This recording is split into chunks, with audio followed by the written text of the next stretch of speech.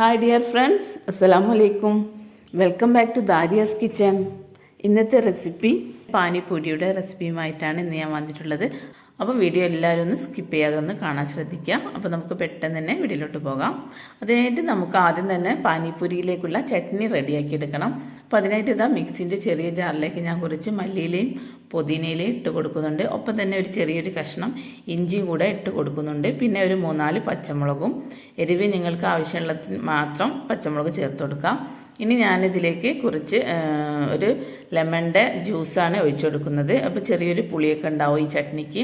അപ്പോൾ ഈ ചട്നി നല്ലോണം അരിച്ചെടുത്തതിന് ശേഷം നമുക്കിതൊരു അരിപ്പയിലിട്ടിട്ട് ഒന്ന് അരിച്ചെടുക്കാം. അപ്പോൾ ഇതാ നമ്മുടെ പാനിപൂരിയിലേക്കുള്ള ചട്നി ഇവിടെ റെഡി ആയിട്ടുണ്ട്. ഇനി നമുക്കിതിലേക്ക് കുറച്ച് ഉപ്പിട്ട് കൊടുക്കാം.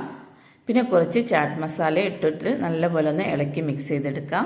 അപ്പോൾ ഇതാ ചട്നി ഇവിടെ റെഡി ആയിട്ടുണ്ട്. ഇനി നമുക്ക് ഇതിലേക്ക് വേറൊരു ചട്നിയും കൂടെ റെഡിയാക്കാനുണ്ട്. അപ്പോൾ അതിനായിട്ട് ഇതാ കുറച്ച് പുളിവെള്ളമാണിത്. പുളിവെള്ളം ഒരു സോസ് പാനിലേക്ക് അരിച്ചൊഴിച്ച് കൊടുത്തിട്ടുണ്ട്. ഇനി ഞാനതിലേക്ക് 2 ആണി ശർക്കരയാണ് ചേർത്ത് കൊടുക്കുന്നത്. അപ്പോൾ ഇത് അടുപ്പത്ത് വെച്ച് നല്ല പോലെ ഒന്ന് ഈ ശർക്കരയൊക്കെ ഒന്ന് അലിഞ്ഞ് വരണം. ആ രീതിയിൽ നല്ല പോലെ ഒന്ന് തിളപ്പിച്ചെടുക്കാം. അപ്പോൾ ഇതാ ശർക്കരയൊക്കെ ഇതിൽ അലിഞ്ഞ് ചേർന്നിട്ടുണ്ട്. ഇനി നമുക്കിതിന് കുറച്ച് മാത്രം ഉപ്പ് ചേർത്തിട്ട് ഒന്ന് മെല്ലെ ഒന്ന് ഇളക്കി കൊടുക്കാം. അപ്പോൾ ഈ ചട്നിക്ക് നല്ലൊരു മധുരവും പുളിയും ഉപ്പും എല്ലാം കലർന്ന നല്ലൊരു ടേസ്റ്റ് തന്നെയാണ് ഇട്ടത്. അപ്പോൾ ഈ ചട്നിയും കൂടെ ഇവിടെ റെഡി ആയിട്ടുണ്ട്. ഇനി ഇതവിടെ ഇരിക്കട്ടെ. ഇനി നമുക്ക് ഇതിലേക്കുള്ള ഫില്ലിങ് റെഡിയാക്കി എടുക്കണം. അതിനായിട്ട് ഇതാ ഞാൻ കുറച്ച് കടല വേവിച്ചിട്ടുണ്ട്. അപ്പോൾ വെള്ളക്കടല ഉണ്ടല്ലോ, നമ്മുടെ കാബോളി കടല, അതാണ് ഇതിന് ഏറ്റവും നല്ലത്. അപ്പോൾ എൻ്റെ കയ്യിൽ അതില്ലാത്തത് കൊണ്ട് ഞാനിവിടെ മണിക്കടലയാണ് എടുത്തിട്ടുള്ളത്. ഇനി നിങ്ങളുടെ കയ്യിൽ ഗ്രീൻ പീസ് ഉണ്ടെങ്കിൽ അതും എടുക്കാം കേട്ടോ.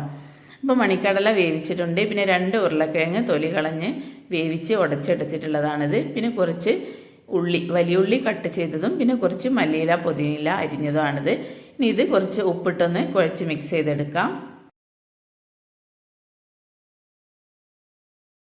ഇപ്പോൾ പാനിപൂരിയിലേക്കുള്ള ഫില്ലിങ്ങും ചട്നിയും ഒക്കെ ഇവിടെ റെഡി ആയിട്ടുണ്ട്. ഇനി നമുക്കിത് പാനിപൂരി ഒന്ന് പൊരിച്ചെടുക്കണം. അപ്പോൾ അതാ ഞാനൊരു പാൻ അടുപ്പത്ത് വെച്ചിട്ടുണ്ട്. അതിലേക്ക് ഓയിൽ ഒഴിച്ച് കൊടുക്കാം. ഓയിൽ നല്ലോണം ചൂടായതിന് ശേഷം നമുക്ക് ഓരോ ഈ പാക്കറ്റിൽ നിന്നും ഓരോ പാനിപൂരി എടുത്തിട്ട് ഇതിലേക്കൊന്ന് വെച്ച് കൊടുക്കാം. അപ്പോൾ അതാ നല്ലോണം പൊങ്ങി വരുന്നുണ്ട് കേട്ടോ. ഇനിയിപ്പം നമ്മൾ പൊടി കുഴച്ചിട്ട് ഉണ്ടാക്കുകയാണെങ്കിൽ മൈദയും റവയും കൂടെ മിക്സ് ചെയ്തെടുത്ത് നല്ലോണം കുഴച്ചതിന് ശേഷം റൗണ്ടാക്കി പരത്തി കട്ട് ചെയ്ത് മുറിച്ചെടുക്കുക. അതാണ് പനിപ്പൂരി എന്ന് പറഞ്ഞാൽ. അപ്പോൾ എനിക്ക് അതിൻ്റെ ഒന്നും ആവശ്യം വന്നിട്ടില്ല. ഞാനിത് റെഡിമെയ്ഡ് തന്നെ വാങ്ങിച്ചത് കൊണ്ടിട്ട് അങ്ങനെ പരത്തേണ്ടി കുഴക്കേണ്ടിയൊന്നും ഒരു ആവശ്യം വന്നിട്ടില്ല. അപ്പോൾ ഞാൻ ഈ പാക്കറ്റിൽ നിന്ന് ഓരോന്നും എടുത്ത് ഇതിലേക്ക് ഇട്ട് കൊടുക്കുന്നുണ്ട്. അപ്പോൾ ഇതാ അടിപൊളിയായിട്ട് നമ്മുടെ പാനിപ്പൂരി ഇതാ നല്ല പോലെ ഇങ്ങി വരുന്നുണ്ട്. ഇനി നമുക്ക് ഇത് വിരൽ വെച്ചിട്ട് ഒരു ഹോൾസ് ഉണ്ടാക്കി കൊടുക്കുക. അപ്പോൾ അതാ നമ്മുടെ തള്ള വിരലുകൊണ്ട് ഇങ്ങനെ ചെറിയൊരു ഹോൾസ് ഉണ്ടാക്കിയതിന് ശേഷം ഇതിൻ്റെ ഉള്ളിൽ ഫില്ലിങ് നിറച്ച് കൊടുക്കുക. എന്നിട്ട് 2 ചട്നിയും കൂടെ ഇതിലേക്ക് ഒഴിച്ചിട്ട്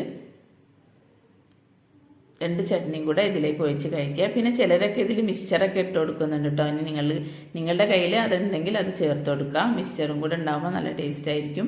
പിന്നെ ഇത് എല്ലാം ഫില്ലിംഗ് ഒക്കെ വെച്ച് കഴിഞ്ഞതിന് ശേഷം ഉള്ളി കട്ട് ചെയ്തിട്ട് ഇടുമ്പോൾ നല്ല ടേസ്റ്റ് ആട്ടോ. നമ്മുടെ വലിയ ഉള്ളി ചെറുതായി കട്ട് ചെയ്തിട്ട് ഇതിൻ്റെ മുകളിൽ പച്ചക്ക തന്നെ ഇട്ട് കൊടുത്താൽ നമ്മൾ കഴിക്കുന്ന സമയത്ത് ആ ഉള്ളി ഇങ്ങനെ കടിക്കുമ്പം നല്ലൊരു ടേസ്റ്റ് തന്നെയാണത്.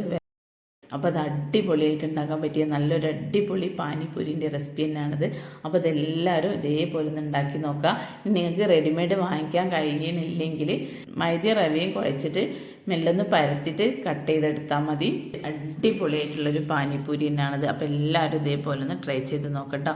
അപ്പോൾ നിങ്ങൾക്ക് ഈ വീഡിയോ ഉപകാരപ്രദമാകുമെന്ന് ഞാൻ വിചാരിക്കുന്നു. ഉപകാരപ്രദമായാൽ നിങ്ങളുടെ ഫ്രണ്ട്സിനും ഫാമിലിക്കൊക്കെ ഒന്ന് ഷെയർ ചെയ്ത് കൊടുക്കുക. പുതിയൊരു വീഡിയോ ആയിട്ട് വീണ്ടും കാണാം. അതുവരെ ടേക്ക് കെയർ, ബൈ.